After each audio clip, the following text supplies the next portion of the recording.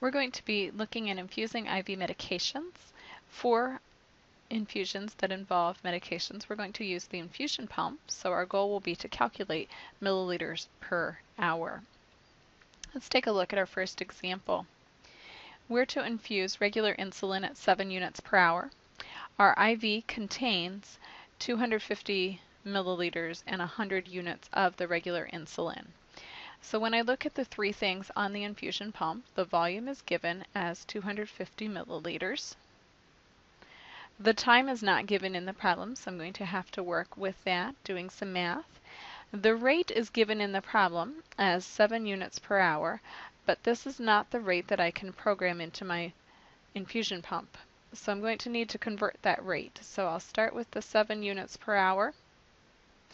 And for an infusion pump, I need to have that in milliliters per hour.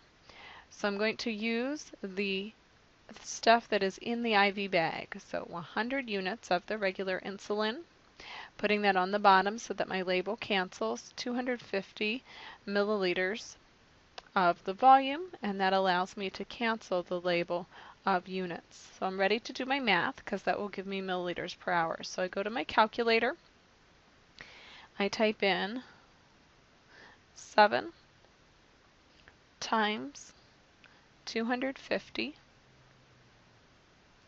and then I divide that by 100, and that gives me an answer of 17.5. So this will equal 17.5.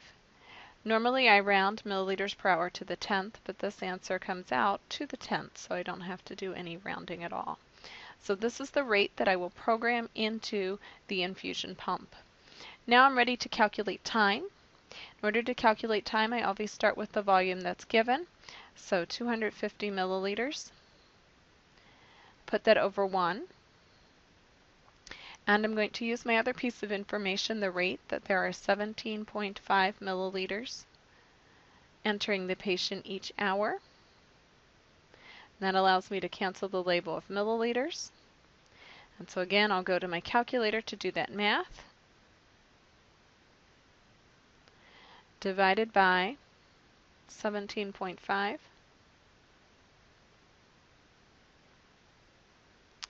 And I get 14, and I have this long decimal. So I know that the 14 is 14 hours. And then I'm going to need to take this long decimal and convert it into minutes. So I'll subtract the 14 on my calculator. That gives me just the long decimal. I'm going to take that long decimal and multiply it by 60 because I know that there are 60 minutes in an hour. And I'm going to round this to the nearest whole minute. So I have 14 hours, 17 minutes. And so this equaled 14.28, and that decimal continued. We recognize that to be 14 as the whole number is the hours. We multiplied the decimal times 60 to get 17 minutes.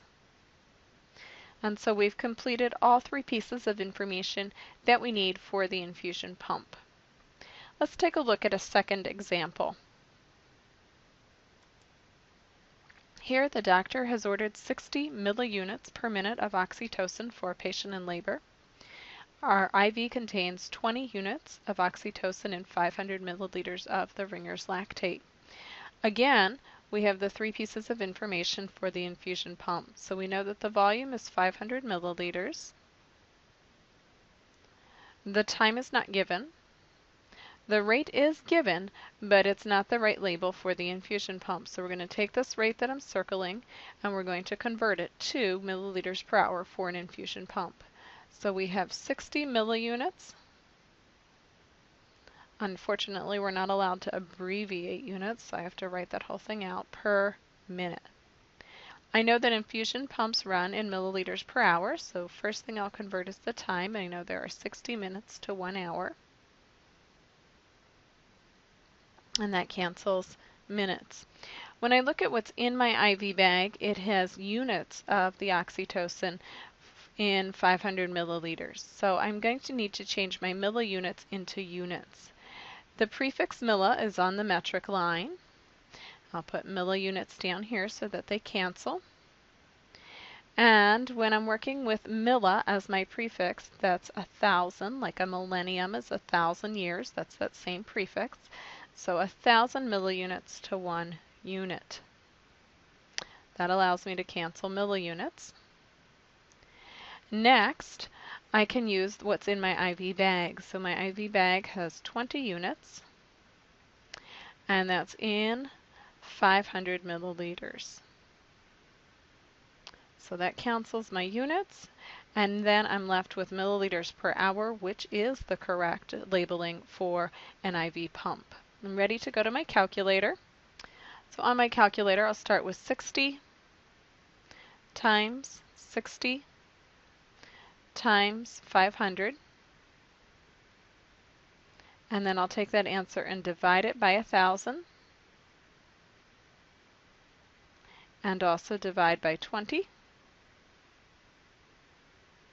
And so from all of that work, I get 90, and my label is milliliters per hour. So this equals 90 milliliters per hour. I have to go back and calculate my time. We did this last week as well.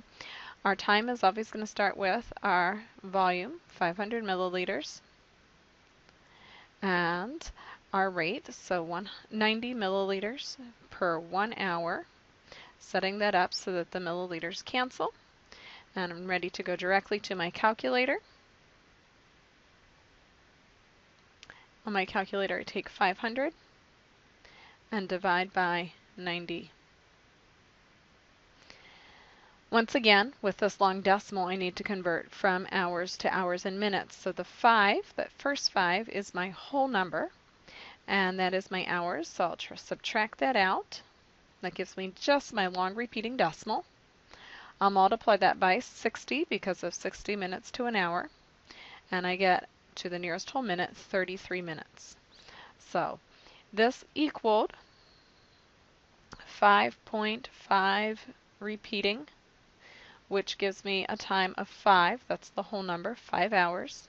And then I took just this decimal part times 60 on the calculator to get 33 minutes.